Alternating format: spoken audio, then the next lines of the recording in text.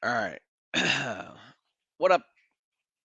So there was a new release that came out with Microsoft Teams, and I know that a bunch of y'all are using Microsoft Teams in here, and so I figured I would drop in here and tell you about some webinars that you can do through Microsoft Teams. So I actually just ran a webinar yesterday using Microsoft Teams, and this is a new feature. It came out in June. So this is the newest release on some of the things that you can get from these webinars. So it's free. Again, all the stuff I'm going to show y'all is always free. And so this is through meetings and webinars. And so to create a webinar would be the same way you would create a meeting. Just to the drop down, you can click create webinar. You might have to have an enterprise license for it. I don't really remember that part of it. But you can create these, and if you run into any issues, hit me up and I'll troubleshoot that with you.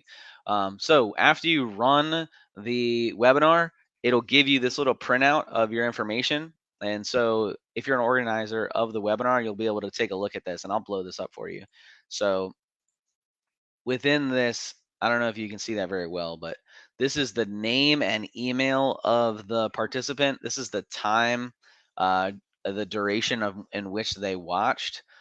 This is their join time and leave time, so you can see exactly if they joined early, if they joined late, if they left early, etc., and then what their role was, whether they were organizer or an attendee. So you can also look at like your own employees in this too, right? So that is pretty awesome. You can also follow up with them through Dynamics, right? So if you're running Dynamics marketing as well, you can run an automated stream or follow up through Dynamics 365 marketing. It's a separate that one actually. So Dynamics 365 marketing is not free.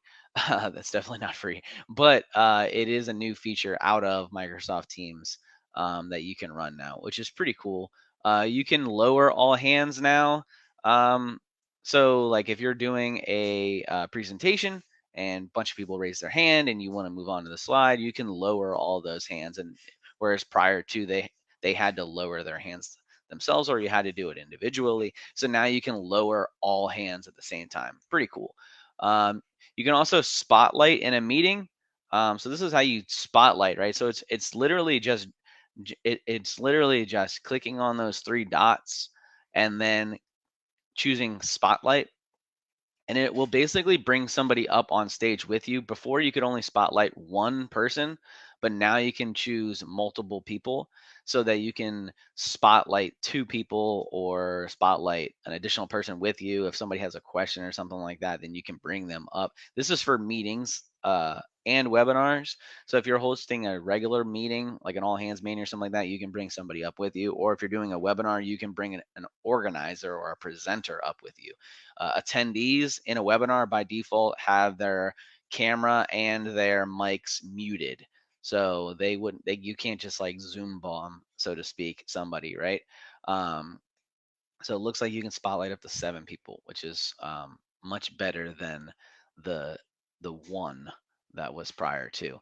Um, so yeah, now you'll see chat bubbles, whereas before it would just say a chat, like new chat, and you had to go click on the chat and like go through and find it. Now it'll like pop up as a notification, which is pretty cool. And then you can do like a laser pointer inking.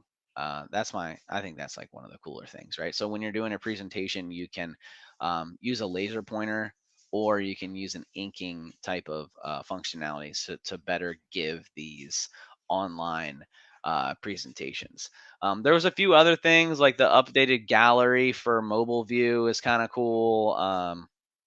They've been messing with the gallery altogether. So like if you don't use a camera, which I don't know who's not using their camera in meetings these days, but do that. Um, you have to be using your camera. It's mandatory for my employees, and if you're on the webinar that I did yesterday, I told everybody it was all about remote working, and so, like 70 to 93% of communication is nonverbal. So if you're not using your video cameras, then you're missing out. Plus, like for everybody who was doing like meetings prior to virtual, imagine going into a conference room and you're by yourself and there's a little phone thing sitting there in the middle of it and you're talking to that phone thing and you're by yourself in the room. That's what it's like to not have your video camera on, right? So like don't do that. Get your video camera on. Uh, and so guys, if you want a link to this, I'll drop it. But there's like a couple of new things like devices you can do for intelligent team rooms. You can link devices so you can just walk into a meeting now and say, Alexa, join the meeting, and she'll dial into the call. Like which you could have already done that prior to, but it just got a little more sophisticated. Um, and then there's new Surface Hubs and other whatever. I'm not going to go through that because some of that is like a sell by Microsoft. But these top ones are definitely important. I'll drop the link for this. This is the what's new to Microsoft Teams in 2021. Just want to run through this real quick with you guys because I know a lot of y'all are using it. As always, guys, you got any questions, you hit me up. I'm here for you. I don't bite.